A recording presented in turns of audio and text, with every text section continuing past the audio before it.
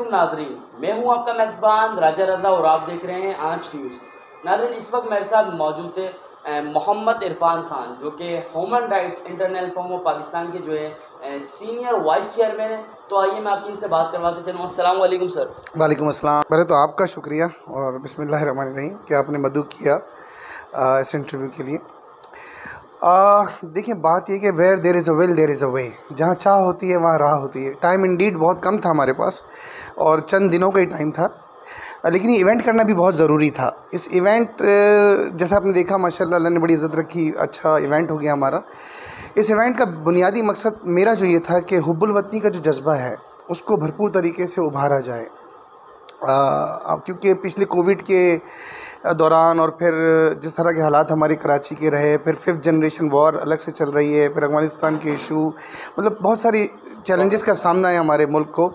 और इन हालात के अंदर रहते हुए कम वक्त में इस तरह प्रोग्राम को अरेंज करना एक बड़ा चैलेंजिंग था। लेकिन जिस तरह आप मोहब्बत करते हैं, इसी तरह बहुत सारे लोग मुझसे एक आवाज़ पर खड़े हो जाते हैं। तो मैं बड़ा मशकूर हूँ डीसी साहब का भी, एसी साहब का, एसएसपी साहब का। और सिर्फ ये नहीं, बड़े इंटेलेक्चुअल्स लोग वहाँ मौजूद थे, इंडस्ट्रियलिस्ट वहाँ मौजूद थे, एजुकेशनिस्ट वहाँ मौजूद थे, हेल्थ से रिलेटेड लोग वहाँ मौजूद थे, और सब ने बढ़ चढ़ कर हिस्सा लिया। और मेरी एक आवाज़ पर, बल्कि हमारी टीम की, अभी मेरी कामयाबी नहीं है एक्चुअली, इस पूरी कामयाबी का सेहरा मैं अपनी टीम को दूंगा। तो उस टीम ने बढ़ चढ़ कर काम किया, दिन रात काम किया हमारे साथ। और उसमें मेनली ज़ाहिर चेयरमैन साहब हैं, फिर हमारी कोरंगी डिस्ट्रिक्ट के लोग, गुलशन हदीद से लोग इन्वॉल्व थे, मलीर से लोग इन्वॉल्व थे, और इसी तरह मतलब पूरे शहर से जहाँ जहाँ से लड़के थे, लोगों ने अपने को वॉलंटियर भी किया। और स्पेशली मैं शुक्रिया अदा करना चाहूँगा भट्ट साहब का, इरफान भट्ट साहब ने बहुत बड़ा कंट्रीब्यूट किया। समीर बलोच जो कि सियासी और सामाजिक शख्सियत दोनों, उसने बड़ा कंट्रीब्यूट किया। फिर हमारी टीम के लोगों ने बड़ा कंट्रीब्यूट किया और बड़ा ऑर्गेनाइज तरीके से उस प्रोग्राम को मैनेज किया, और सबने एंजॉय भी किया। और स्पीचेस भी हुई वहाँ पर, तकारीर हुई बड़ी, और बड़ी हमने सेलेक्टेड बड़ी हमने लोगों को अलाउ किया था कि वो स्पीच करेंगे और मीनिंगफुल करेंगे। तो बड़ा अच्छा इवेंट रहा, पब्लिक ने बड़ा सराहा उसको, और ऑर्गेनाइज तरीके से, और नेशनल बस समझ लें, बस यानी कौमी तर्ज का प्रोग्राम हो गया। जी जी, सब ने अपना अपना हिस्सा डाला, ऑर्गेनाइज किया अपने अपने हिस्से से, जो मतलब जो प्रोग्राम ऑर्गेनाइज किया। अच्छा सर, हमारे व्यूवर्स को IM पाकिस्तान इस बारे में बताया। IM पाकिस्तान का मतलब होता है मैं हूँ पाकिस्तान, लेकिन अगर दूसरे मीनिंग से देखा जाए तो IM पाकिस्तान है क्या? जो हमारे नाज़रीन अभी आपको देख रहे हैं, उन्हें क्या बताना चाहेंगे आप IM पाकिस्तान के बारे में? बस हुआ कुछ यूँ कि कुछ दिनों पहले ही मेरी मैरियट होटल में मुलाकात हुई सैयद अहमद अली साहब, जो कि मौलाना मोहम्मद अली जौहर के नवासे हैं, यानी जो पाकिस्तान बनाने वालों की औलाद दो में से एक हैं। तो मुझे अप्रोच किया गया था, इनवाइट किया गया, तो वहाँ मेरी मुलाकात हुई। और जब मैंने उनके विजन को सुना तो मैंने 1 मिनट नहीं लगाया उनको ज्वाइन करने में, और उसी वक्त मैं ऑन बोर्ड हो गया। और एक अहम ज़िम्मेदारी भी मुझे इसमें मिल गई है, मैं आप शेयर करता हूँ। तो IM पाकिस्तान, जैसा आपने पूछा, IM Pakistan is a world wide movement. ये कोई सियासी जमात नहीं है, एक तहरीक है जो पूरी दुनिया में काम कर रही है, और जो मबनी है ओवरसीज़ पाकिस्तानीज़ के ऊपर, जिसमें हुब्बुल वतन में कहूँगा ख़ास तौर पे, क्योंकि हर शख्स हुब्बुल वतन रहता नहीं है पाकिस्तान छोड़ने के बाद, लोगों की वफ़ादारियाँ भी चेंज हो जाती हैं, ऐसे भी लोग हैं। तो एक हुब्बुल वतन पाकिस्तानियों की एक ग्रुप है जो शदीद मोहब्बत करता है पाकिस्तान से, उसका दर्द रखता है, और उस पाकिस्तान के लिए वो बहुत इनकलाबी इक़दामात उन्होंने लिए हैं और वो करने जा रहे हैं। तो IM Pakistan world wide movement के इस वक्त जो है ना 3 अहदाफ हैं मेन, जिस पर वो फोकस्ड होकर काम कर रहे हैं। उसमें पहला है महंगाई और गुर्बत का ख़ात्मा, और उसी सिलसिले में आपने सुना होगा कि 20 रुपये किलो आटा कराची के अंदर और इस्लामाबाद में बिकना शुरू हो चुका है। बट नहीं रहा, बिक रहा है। और इस पर 4 बड़े बड़े प्रोग्राम्स हो चुके हैं कराची के अंदर ही। एक तो प्रेस क्लब पे हुआ, फिर आपने नुमाइश चौरंगी पर एक बड़ा प्रोग्राम किया, और जिसमें लाखों की तादाद में लोगों को आटा बेचा गया 20 रुपये किलो के हिसाब से। अभी औरंगी टाउन में हुआ, इस तरह गुलशन हदीद में कल प्रोग्राम हुआ। तो अभी लांडी कोरंगी में 2-4 दिनों में यहाँ हमने प्लान किया हुआ है। लेकिन ये अवेयरनेस प्रोग्राम्स है, इसमें समझ लें एक तरह से हम लोगों को अपने बारे में बता रहे हैं, साथ साथ अवेयरनेस भी हो रही है। उसके बाद ये बाकायदा आटा लोगों के घरों पर पहुँचाया जाएगा डिग्निटी के साथ।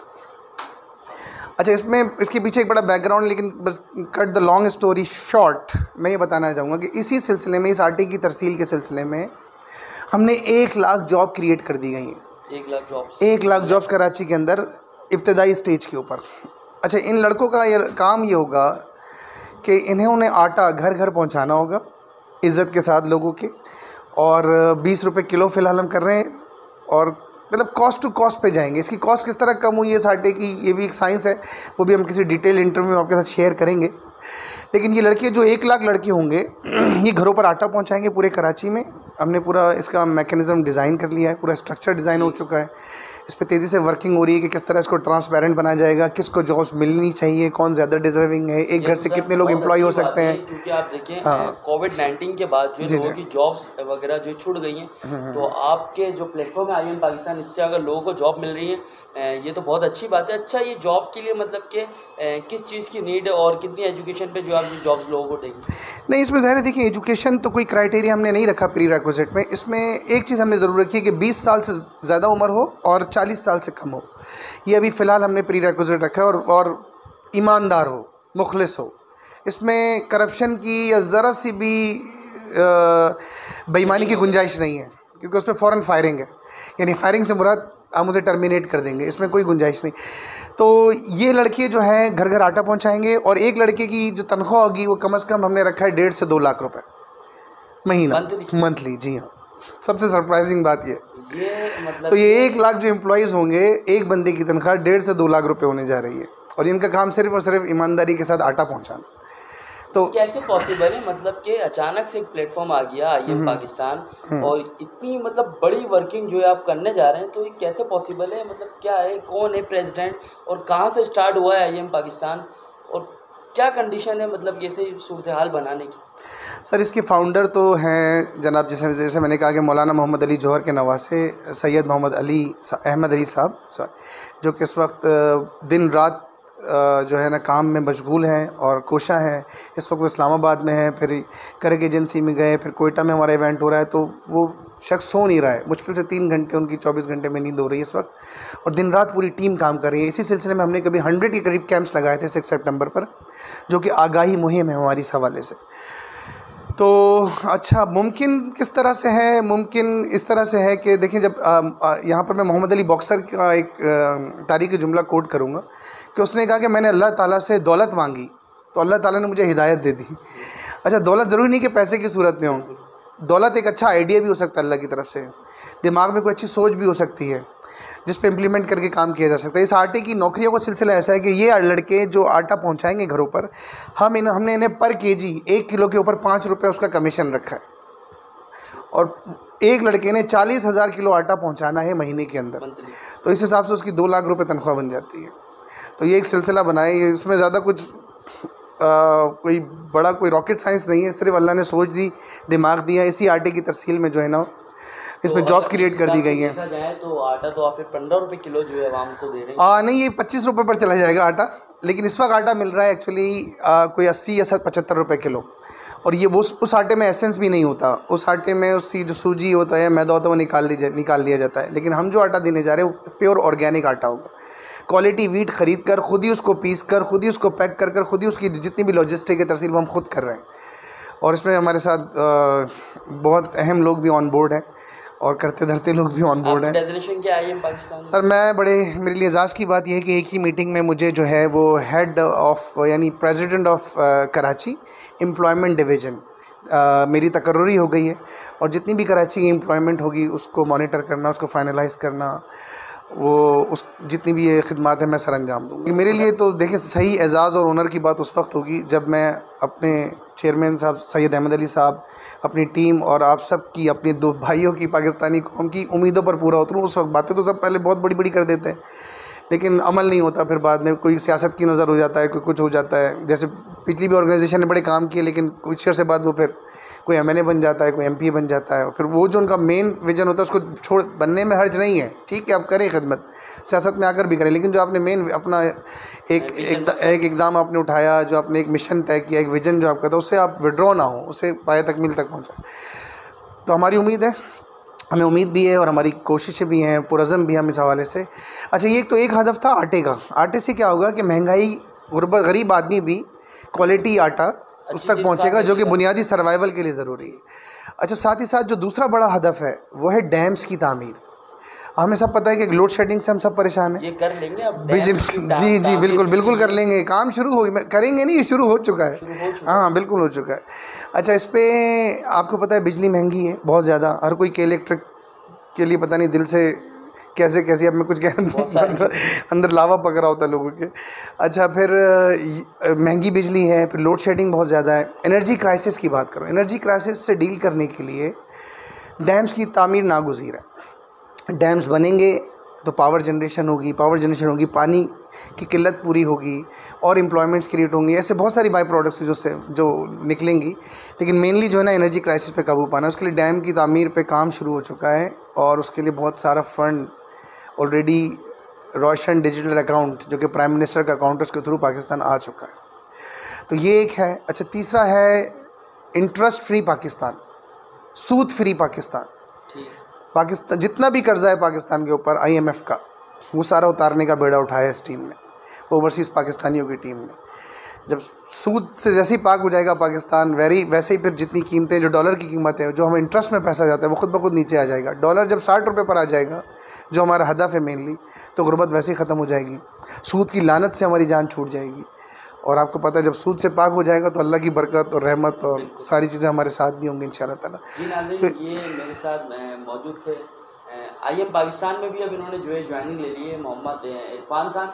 अच्छा सर, आजकल आप देखें न्यू जनरेशन, न्यू यूथ के जो लड़के हैं, नौजवान नस्ल की बात कर रहा हूँ मैं, अंडर 25 की जो एज के जो लड़के हैं, ये आजकल जो है ड्रिंक्स वगैरह मतलब उल्टी सीधी चीज़ों में बहक चुके हैं।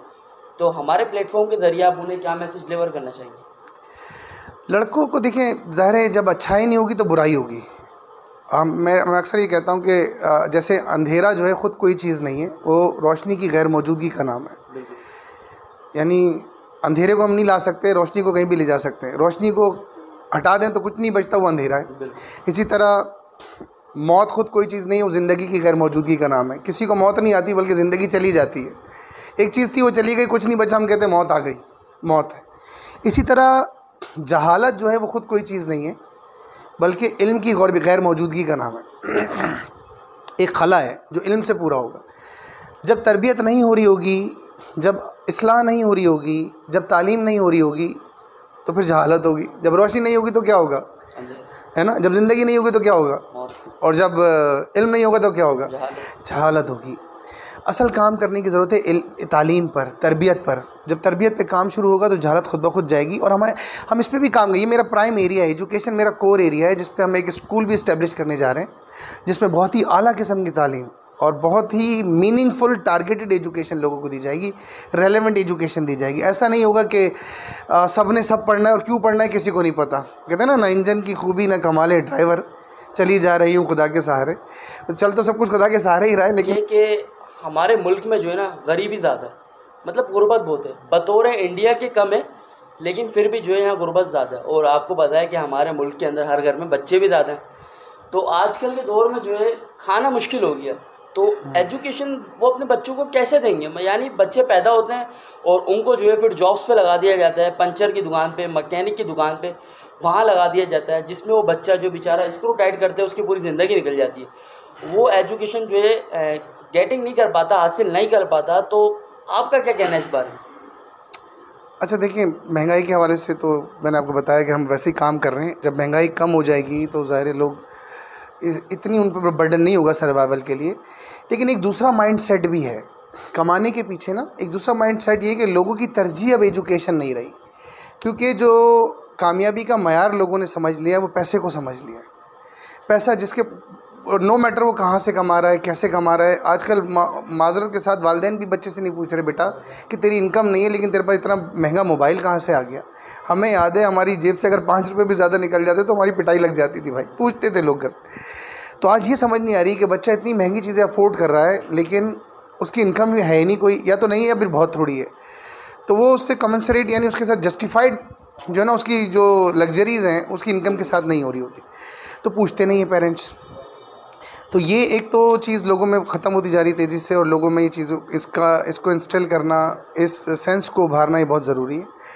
दूसरी बात देखिए, एजुकेशन में गवर्नमेंट स्कूल्स का सिस्टम मौजूद है, लोग जाके फ्री एजुकेशन हासिल कर सकते हैं, देखिए- लेकिन आई एग्री आपकी बात, आपका सवाल समझ गया कि वो क्वालिटी एजुकेशन गवर्नमेंट स्कूल में जो हालत मौजूद है नहीं है। मौजूद नहीं है। टीचर्स में माजरत के साथ कहना नहीं चाह रहा, वो स्किल्स का लेवल, वो अपडेटेड स्किल्स नहीं है या मेथडोलॉजीज़ वो अप्लाई नहीं कर रहे हैं जो वक्त दौर हाजिर के लिए ज़रूरी हैं। वक्त के साथ देखिए हर चीज़ तब्दील होती है।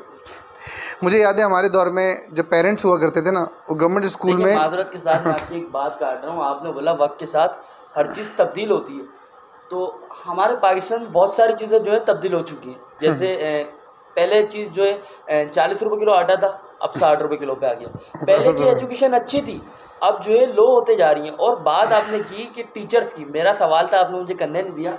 सवाल कुछ ऐसा है कि आजकल के स्कूल्स में, प्राइवेट स्कूल में ऐसा चल रहा है कि वो अपनी स्कूल की जो लड़कियां होती हैं, जो मैट्रिक करके निकल जाती हैं, उन्हें जो है टीचर्स ले लेते हैं। तो वो बेचारी मैट्रिक करी हुई लड़की क्या बच्चों को पढ़ाएगी। और दूसरा बात है गवर्नमेंट टीचर्स की, तो गवर्नमेंट टीचर्स तो सर मेरे ख्याल से वो क्लासों में बैठ के समोसे और छोले खाने के अलावा उनके पास कोई और काम नहीं है। उन्हें क्या कहना चाहेंगे आप?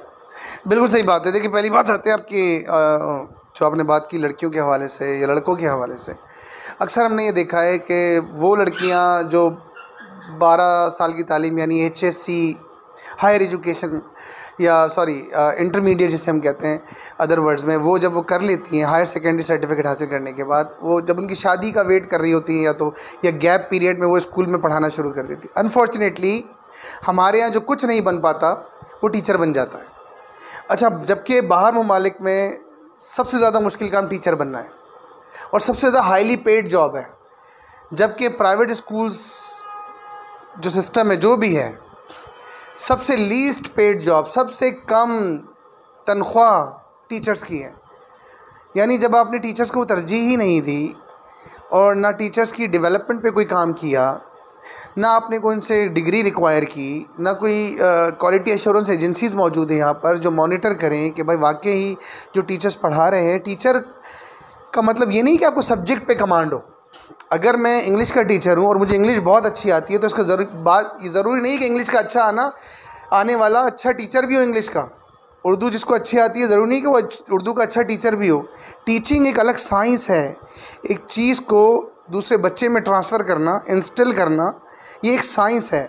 इसमें सब्जेक्ट पे कमांड ज़रूरी नहीं है, मतलब भी ज़रूरी है कह सकते हैं, लेकिन सिर्फ सब्जेक्ट पे कमांड ज़रूरी। मैं आपको एक बात बताऊं कि उस्ताद को जो है दूसरा जो है माँ बाप का दर्जा दिया है। ऐसा ही ये माँ बाप जो है वो बच्चे में अवेयरनेस देते हैं, बेटा ये गलत है और ये सही है। टीचर्स का भी यही काम होता है। लेकिन आप बताएं कि अंडर 20 एज की जो लड़कियां हैं, लड़के हैं, वो टीचर बन गए, उन्हें खुद को नहीं पता क्या सही है और क्या गलत है। एज मैटर नहीं करती। एज का ताल्लुक बुजुर्गी से नहीं होता, बुढ़ापे से होता है। 60 साल का होकर भी आदमी बड़ा नहीं होता कभी कभी। और कभी लोग 12 साल की उम्र में जो है ना नन्ना प्रोफेसर, अपना साफ़ी जो है अम्माद, वो लोग प्रोफेसर बन जाते हैं, लोग फतवे देते हैं। तो एज की बात की मैं थोड़ी सी नफ़ी करूँगा आपकी कि इल्म, शऊर, बुजुर्गी एज की मोहताज नहीं है। वो किसी भी उम्र में किसी को भी अल्लाह पाक दे देता है। दूसरी बात, ज़रूरी है कि उसके पास रेलेवेंट क्वालिफ़िकेशन हो, एक्सपीरियंस हो, टीचिंग की ट्रेनिंग्स हो। देखिए मेरी बात रह गई थी कि मैंने कहा हमारे दौर में जब हम स्कूल जाते थे, हमारे वालिदैन कहते थे भाई ये लो बच्चा, हड्डियाँ हमारी खाल तुम्हारी। यानी हड्डियाँ हमारी, खाल के साथ जो करना है, गोश्त के साथ जो करना है, उसको मारो पीटो, हम नहीं पूछेंगे आपको। ये हमारे दौर की बात है। लेकिन आज क्या कोई टीचर बच्चे को मार सकता है? डांटता, अगर डांट खुद कहता है कि बाहर निकल के दिखा। तो फिर आज देखिए टीचिंग, हर चीज़ में एवोल्यूशन है। मैंने कहा हर चीज़ चेंज होती है वक्त के साथ साथ। आज पढ़ाने का तरीक़ाकार भी चेंज हो गया है। अगर 50 साल या 30 साल पुराना वाला तरीका आज आप अपनाएंगे ना, तो आपके साथ कुछ और ही हो रहा होगा बाहर। उस्ताद ने भी सीखा, ट्रेन किया अपने आप को, फिज़िकल पनिशमेंट कम होती गई, बल्कि रिवॉर्ड और कॉम्पनसेशन वाला सिस्टम आ गया कि बच्चों को हम मोटिवेट करें इनामात के थ्रू, अप्रिशिएट करें उनको गिफ्ट दें, इनामात दें, कुछ भी करें, लेकिन उनको मोटिवेट करें अच्छी तालीम की तरफ। तो गवर्नमेंट स्कूल में माजरत के साथ गवर्नमेंट स्कूल ज़्यादातर कचरा कुंडी बन चुके हैं हमारे। उनका जो है ना बुरा हाल है। बच्चे आप भेज नहीं सकते, वहाँ वॉशरूम टॉयलेट तक मौजूद नहीं है बच्चियों के लिए, तो कैसे भेजेंगे? ये रियासत की ज़िम्मेदारी है। ये हमारे जो एजुकेशन मिनिस्टर हैं, उनसे हमारी दरख्वास्त है कि अपनी मसरूफियात से टाइम निकाल कर जो आपका बुनियादी मिनिस्ट्री है उस पर ज़रा काम कर लें। स्कूल्स का विज़िट करें, जाकर ख़ुद जाएँ, उनको जाना चाहिए। टीचर्स की CPD का इंतज़ाम करें, यानी कंटिन्यूस प्रोफेशनल डेवलपमेंट के लिए कोई काम करें, क्योंकि जब कोई शख्स सीख नहीं रहा होता ना तो वो फिर भूल रहा होता है, वो फिर लूज़ कर रहा होता है। ऐसे है सीखने का अमल। मैंने पहले भी कहा, या तो आप बन रहे हैं या बिगड़ रहे हैं। जिसने बनना छोड़ दिया वो बिगड़ना शुरू हो जाता है। ये कुदरत का कानून है। ऐसे नहीं है सीख के यहाँ आ गए, नहीं, या तो आप नीचे जा रहे हैं या ऊपर जा रहे हैं, और जो ऊपर नहीं जा रहा वो नीचे जा रहा है। तो गवर्नमेंट स्कूल का कोई पुरसान हाल ही नहीं है जी। किसी ने एक दफ़ा टीचर बन गया तो बन गया, उसने पढ़ना छोड़ा हुआ। वो समोसे चटनी वाली बात आपकी कि समोसे और छोले चल रहे हैं, गपशप चल रही है। टीचर्स के लिए मेरा बहुत बड़ा मैसेज है भाई कि देखें, टीचर्स को अल्लाह ने बड़ी इज़्ज़त दी है, वालिदैन का दर्जा दिया है। कहते हैं खिलाने वाले से सिखाने वाले का दर्जा बड़ा है। खिलाने वाला तो एक वक्त की रोटी खिला देता है ना, जो सिखाता है वो उम्र भर खिला देता है। इस पर बड़ी मशहूर कहावत है, अक्सर कोट की जाती है कि when you feed someone a fish you feed him once, and when you teach someone to fish you feed him forever. यानी आप किसी को जब एक वक्त की मछली खिलाते हैं तो आप उसको एक वक्त का खाना खिलाते हैं, लेकिन किसी को मछली पकड़ना सिखाते हैं तो आप उसे उम्र भर खिला देते हैं, उम्र भर की रोज़ी हो जाती है। तो बात यह कि सिखाने वाले को बता दिया कि रुतबा उसका ज़्यादा है, यहाँ पर बताया जा रहा है। तो जिसको जितना दिया जाता है उससे उतना लिया भी जाता है। अगर टीचर को इज़्ज़त है, रेस्पेक्ट है, मकाम है, तो उसकी पूछगछ भी, पकड़ भी उतनी है, उसको हिसाब भी उतना ज़्यादा देना है। तो the higher you go the more responsible you are. थोड़ा सा अलग जो ये प्लेटफॉर्म पे चले गया, हम लोग तो आपको अप्रिशिएट करने बैठे थे ह्यूमन राइट्स के हवाले से, लेकिन जो लास्ट जो है मैं मतलब एक क्वेश्चन है मेरे अंदर, वो क्वेश्चन कुछ ऐसा है कि हमने टीचर्स की तो क्लास ले ली इंटरव्यू में, लेकिन अब आते हैं पेरेंट्स की तरफ। पेरेंट्स का यह कहना है कि पढ़ाई कुछ नहीं होती, कारोबार सब कुछ होता है। तो आप उन्हें ये भी तो बताएं कि कारोबार सब कुछ होता है लेकिन पढ़ाई कारोबार के लिए नहीं होती, ये भी तो आप उन्हें बताएं। बस सर देखिए, ये माइंडसेट को हमने बदलना है। दौलत को हमने मकसद बना लिया है, जबकि दौलत सिर्फ पैसा ही नहीं है अगैन। और जो लोग पैसों में पढ़े ना, उनकी इखलाकी इक़दार तेज़ी से गिरते हैं और एंड में तबाही की तरफ जाती है। उनकी औलाद फिर तबाह होती है, उनकी पुश्तें तबाह हो जाती हैं, वो फिर गलत कामों में, अय्याशियों में लग जाती हैं। तो बेहतर ये है कि लोग बच्चों के लिए मत बनाएं, बच्चों को बनाएं। चीज़ों पे मेहनत ना हो बल्कि इंसान पे मेहनत हो, इंसान पे इन्वेस्टमेंट हो, इंसान को तैयार किया जाए। तो हम ये बड़ा गलत काम कर रहे हैं, क्योंकि इंसान को हमने काबिल बना दिया ना, तो उसको शऊर दे दिया, तो उसे पता चल जाएगा कि दौलत जो है वो ज़रूरत है, वक्त है, मकसद नहीं है। क्योंकि जिसके पास अब एक घर है वो 2 घर चाहता है, जिसके पास 2 घर है वो फिर अच्छी जगह घर चाहता है, वो 5 घर चाहता है, एक गाड़ी की जगह 2 गाड़ियाँ चाहता है, 4 गाड़ी चाहता है। और ये रेस जो है ना, मनी मेकिंग रैट रेस, ज़िंदगी भर ख़त्म नहीं होती, वो मर जाता है। और इतनी तेज़ी से इस रेस में लगा हुआ आदमी कि मुझे पहले पहुंचना है, इससे पहले जाना है, लेकिन कहाँ जाना है ये नहीं पता और क्यों जाना है ये नहीं पता। क्यों का भी जवाब नहीं उनके पास कि मैं कर क्यों रहा हूँ, इतना पैसा करूँगा क्या, और क्यों मैं इससे आगे निकलना चाहता हूँ पैसा कमाने में। सिर्फ इस क्यों का, जिस दिन हमने क्यों पूछना शुरू कर दिया अपने आप से कि क्यों, हर काम करने से पहले अपने आप से अगर इंसान ने ये पूछना शुरू कर दिया कि मैं कर रहा हूँ तो क्यों कर रहा हूँ, तो उस दिन इंशाअल्लाह ताला उसके अंदर एक हलचल और तूफ़ान मचना शुरू हो जाएगा।